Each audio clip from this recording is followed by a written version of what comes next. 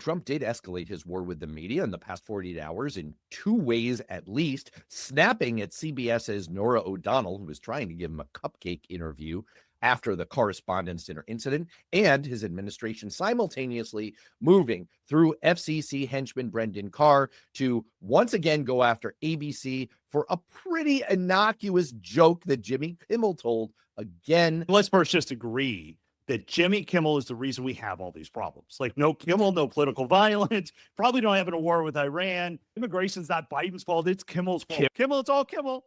I say revoke the license. Let's go nuclear. You know why? Because no one will care. Here's a couple things to consider. First of all, if you pull ABC's license, what you're going to find is that if you have cable, YouTube, Hulu, you still get ABC. You know who's going to suffer? Those people who still use an antenna. That's about 18 to 19% of U.S. households. And let me tell you a couple facts about those people. Older viewers, 55 plus, younger, cord cutters, stronger in kind of rural and smaller markets, southern and Midwest regions. Yeah, we don't need those people to win elections. Like, sure. What kind of demographic does that remind you of? Right, exactly. Let's just your base. Right. Let's just go ahead and do that. Let's just revoke it because it's a complete nonsense. It is just him trying to appease the base, and it's absolutely batshit crazy. I love the way this rings true to the Star Wars narrative. Basically, Jimmy Kimmel is standing there as Obi-Wan Kenobi saying, if you strike me down, I shall become more powerful than you can possibly imagine.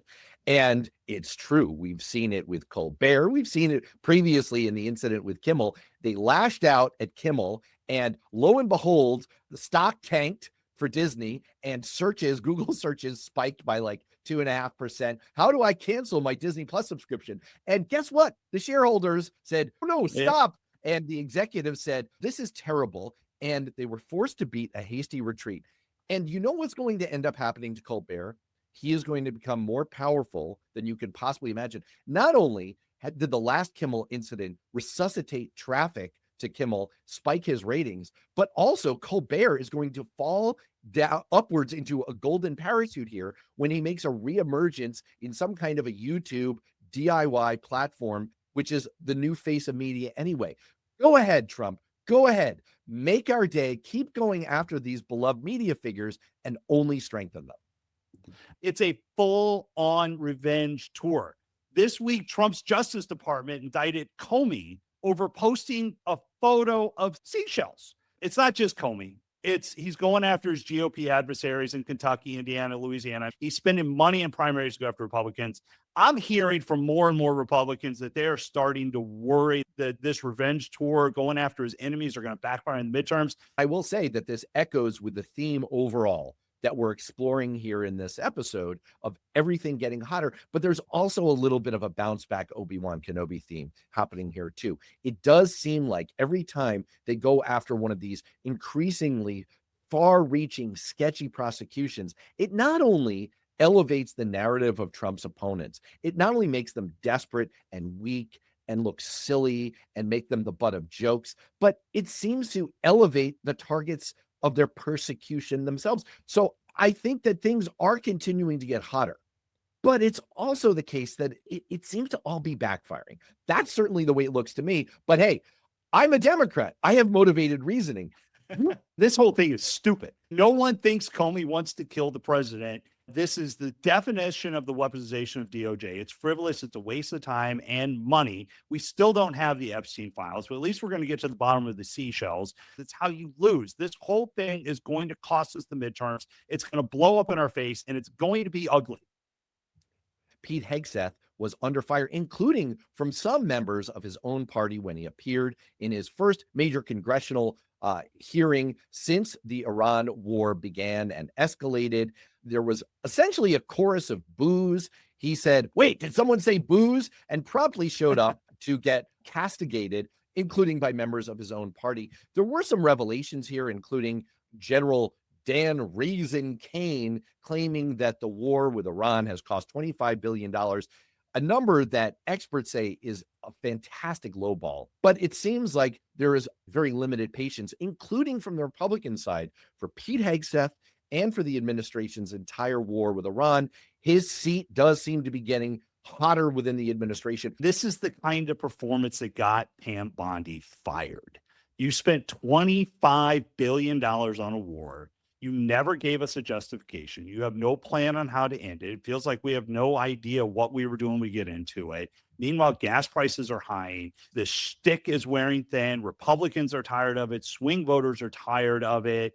Never mind all the firings of the generals and the chiefs of staff and well-qualified people that actually know how to execute the military actions we need to execute. Secretary of the Navy, Chief of Staff, Joint Chiefs of Staff. Yeah. Those are the type of things that are starting to wear thin on fellow Republicans. You're hearing it from members of Congress. You're hearing it from senators, because it feels like this whole Iran war is just building and building with no real answer. And when you ask Pete Hegseth the question, his entire answer was, we can't let Iran have nuclear weapons, or this isn't going to be a forever war. You said this was going to be 4 or 5 weeks. We're now 8 weeks. Iran just doubled down. There doesn't seem to be an end in sight. And it doesn't feel like Hegseth is capable of doing this. And his performance in front of the House and performance in front of the Senate is the exact same thing that got Pam Bondi fired. And you're supposed to be the leader of the military of the Pentagon, but you also, as a member of the cabinet, have a role being a spokesperson and taking the heat for the president. Hegseth was hired because he was smooth on TV, on Fox News, playing to the base. And his performance this week shows that he's struggling to even do that. That is a very bad sign. The Supreme Court just raised the bar for challenging congressional maps, making it harder to prove discrimination under the Voting Rights Act. Supporters say it limits race-based districts. Critics say it weakens protections. This is the third in a set of 3 rulings over the last 13 years that did away first with pre-clearance for maps in southern states back in 2013, and then stripped down the ability to sue alleging racial discrimination in map making back in 2021. This is a highly emotional issue for Democrats because it comes on top of those actions and all of the nonsense from Republicans over the years that's very clearly and transparently aimed at suppressing the votes of Democrats, which happen to also be the votes of Black Americans for the purpose of gaining more power. And there's a chance that Black Americans could lose net representation at all levels of government, and that really hurts.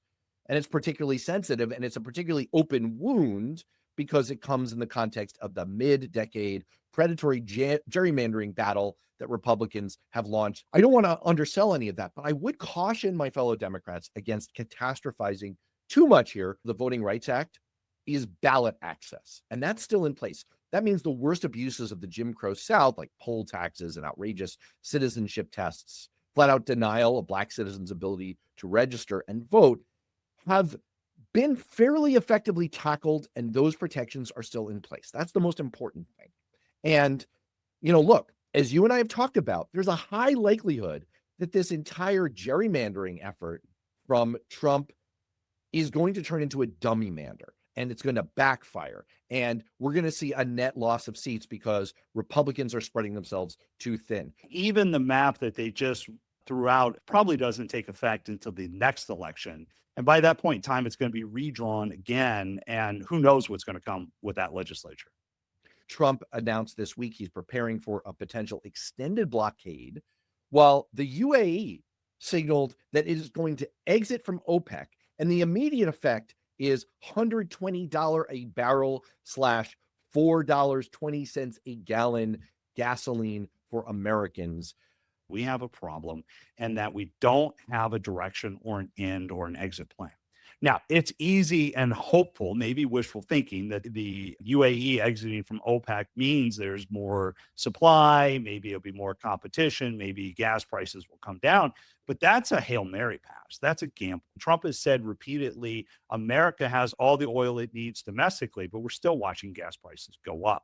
The reality is the national average continues to rise on a daily basis. That hurts because you can hide the cost of a tariff. You can hide that. That's a hidden tax. So nobody really feels that impact. Gas prices feel every single day I go to the store because I'm watching my grocery prices go up.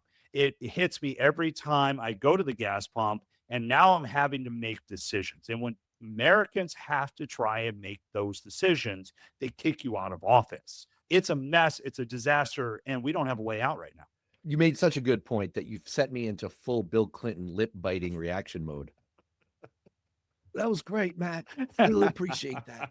Yeah, it was very telling that Pete Hegseth went full LL Cool J. Don't call it a comeback. And he said, don't call it a quagmire. The thing that really set him off was, don't call it a quagmire. That's insulting to the troops and to me and to quagmires. And it is a quagmire. And I don't want you to call it bad. That makes me feel bad. I need a drink.